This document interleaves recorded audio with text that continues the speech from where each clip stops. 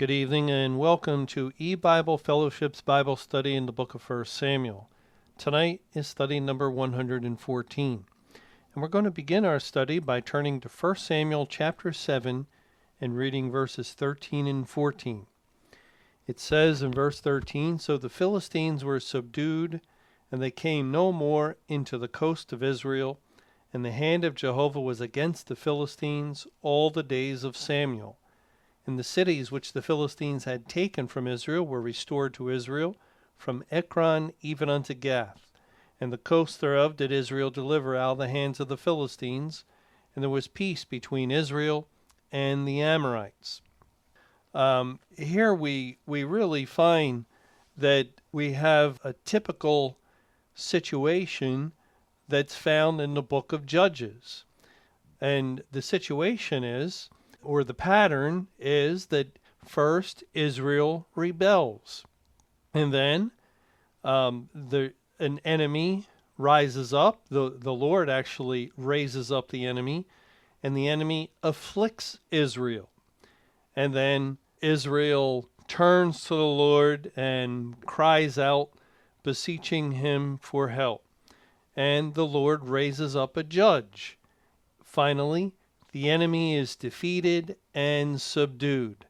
That's a pattern that occurs again and again throughout the book of Judges, and it's happening here with Samuel, who is the last judge.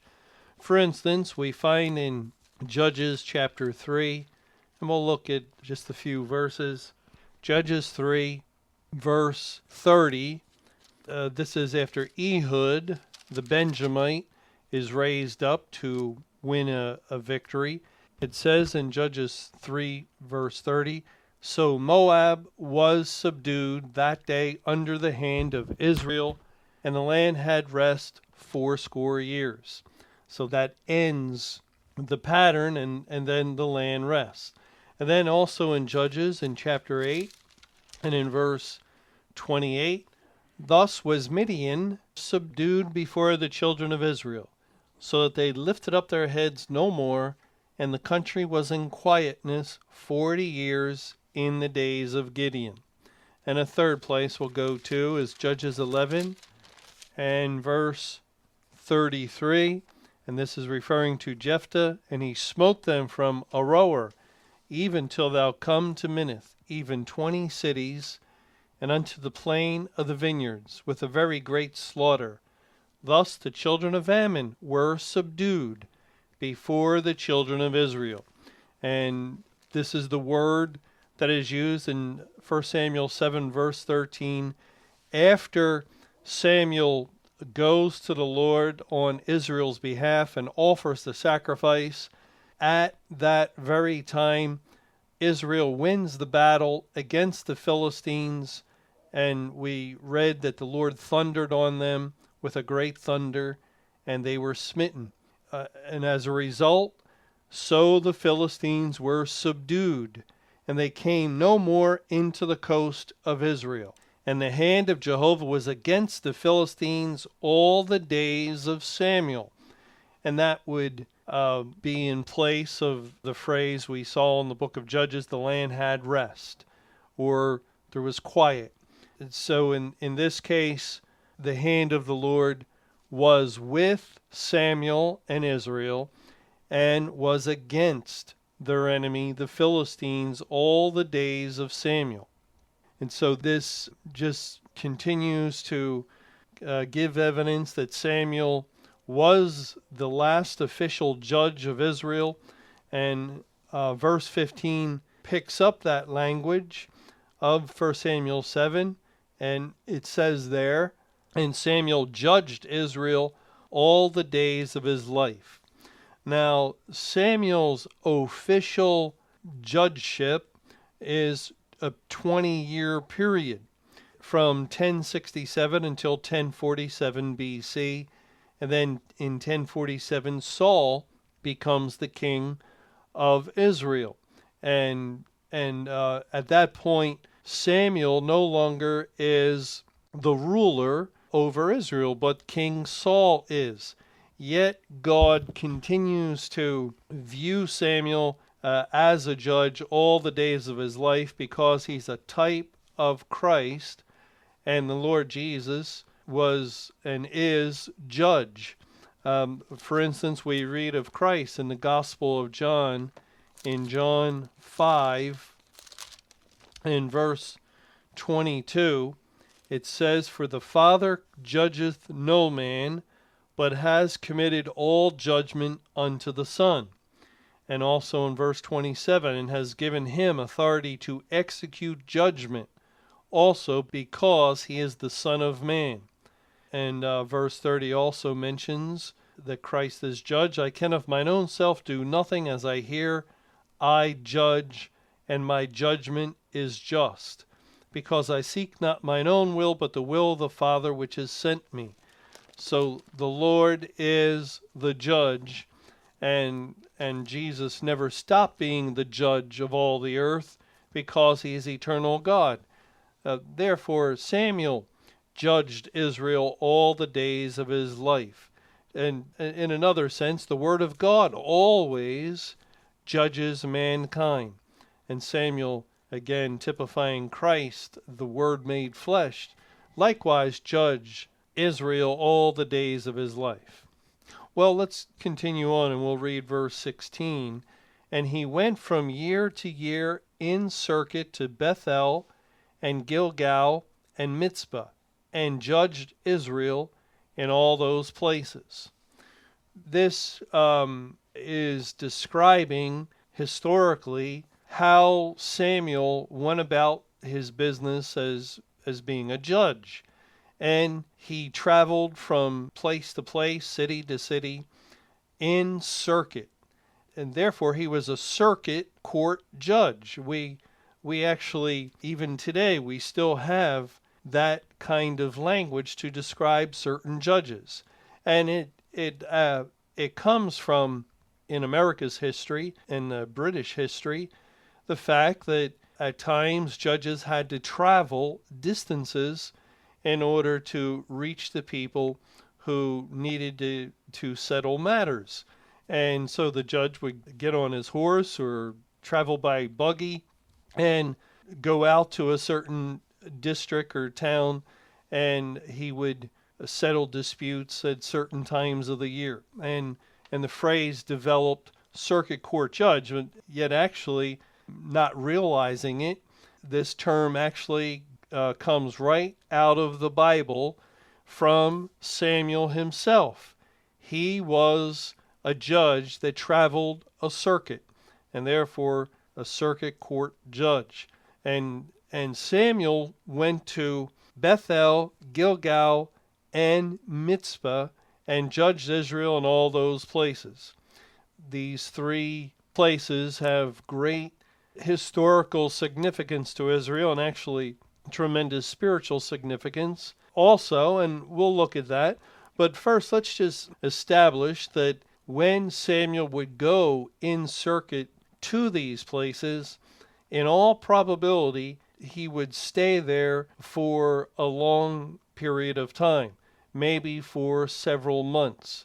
It could be that he stayed there 3 months each, because in verse 17, it speaks of his return to Ramah, and his home was there, and he also judged Israel there. So he went to 4 different places, and if he spent 3 months each, that would be the year. And he did this from year to year. And actually later on, when we continue in our study of 1 Samuel, we're going to find that Samuel will tell Saul to meet him in a certain place and to tarry 7 days. And it doesn't make any sense, because after telling Saul this, it seems a relatively long period of time elapses.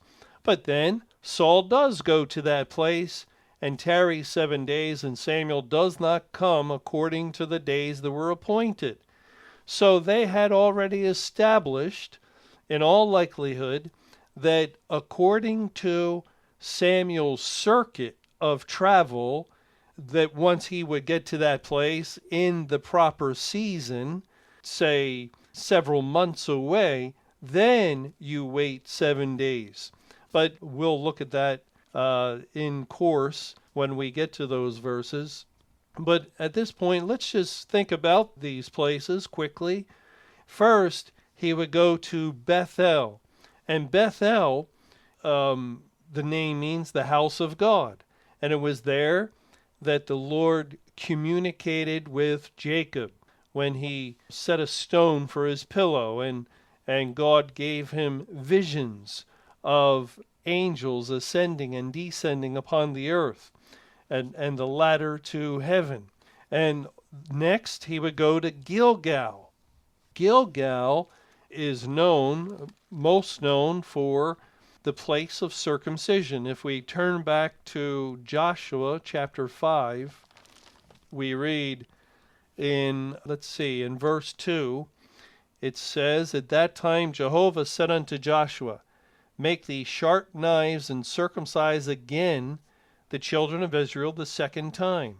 And Joshua made him sharp knives, and circumcised the children of Israel at the hill of the foreskins. And this is the cause why Joshua did circumcise. All the people that came out of Egypt that were males, even all the men of war, died in the wilderness by the way, after they came out of Egypt. Now all the people that came out were born in the wilderness by the way as they came forth out of Egypt. Them they had not circumcised. For the children of Israel walked 40 years in the wilderness. To all the people that were men of war, which came out of Egypt, were consumed, because they obeyed not the voice of Jehovah, unto whom Jehovah sware that he would not show them the land, which Jehovah sware unto their fathers that he would give us, a land that floweth with milk and honey. And their children, whom he raised up in their stead, them Joshua circumcised, for they were uncircumcised, because they had not circumcised them by the way. And it came to pass, when they had done circumcising all the people, that they abode in their places in the camp, till they were whole. And Jehovah said unto Joshua, This day have I rolled away the reproach of Egypt from off you. Wherefore the name of the place is called Gilgal unto this day. And the children of Israel encamped in Gilgal, and kept the Passover on the 14th day of the month at even, in the plains of Jericho. And what's going to happen is they're about ready to cross the river Jordan into the land of Canaan. And just prior to crossing, they are circumcised. Notice verse 7 said, them Joshua circumcised. And Joshua is a picture of Christ, and circumcision is a picture of salvation. The cutting off of the foreskin indicates the shedding of blood, and that typifies salvation in the Old Testament, just like baptism typifies the washing away of sin in the New Testament.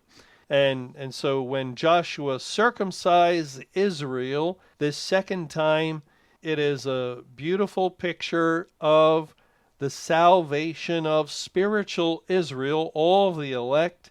And once they're all circumcised, they are ready to enter into the promised land. And they cross the river Jordan. And so that's the significance of Gilgal. We see that Bethel had strong historical and biblical significance, and so does Gilgal. And going back to 1 Samuel 7:16, it continues, and Mitzvah. And Mitzvah we already looked at earlier in this same chapter. It is where Jacob and Laban made their covenant, and the Lord witnessed it. The Lord watched over it. And it was from there that Israel renewed the covenant with Samuel. And so Samuel went from year to year in circuit to these places and judged Israel in all those places. And it says in verse 17, and his return was to Ramah, for there was his house, and there he judged Israel, and there he built an altar unto Jehovah.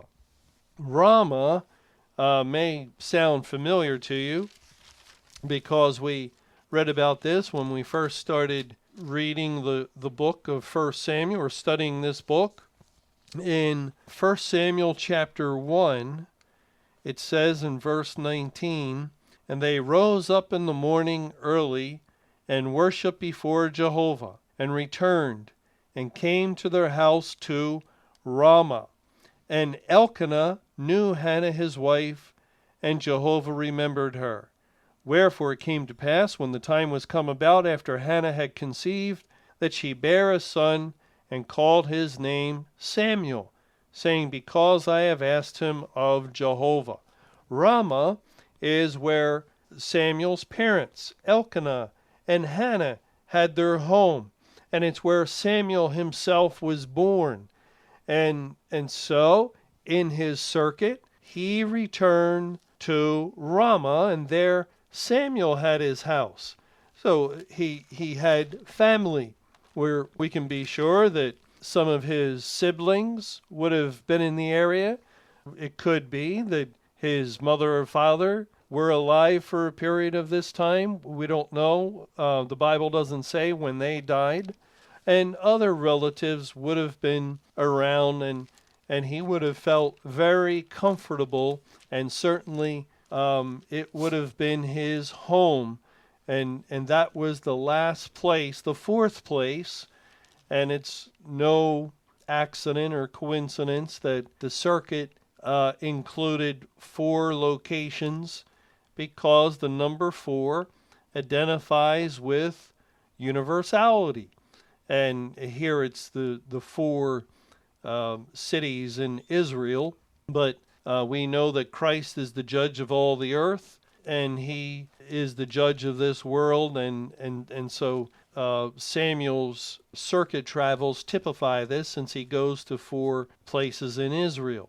One last thing before we just finish our study today and close our looking into 1 Samuel chapter 7, and that is that Ramah, the name, means high place. It is a name that points to the high places of Israel. And we discussed this a little bit, where some of the high places would be places of worship. But this is something we'll also get into a little later when we reach chapter 9, because Saul will meet Samuel, and they will go to a high place, a place of worship. So we'll just wait until that point to continue our discussion on the high places. But at this time, we're going to close our study, and we'll pick it up when we get together in our next Bible study in chapter 8.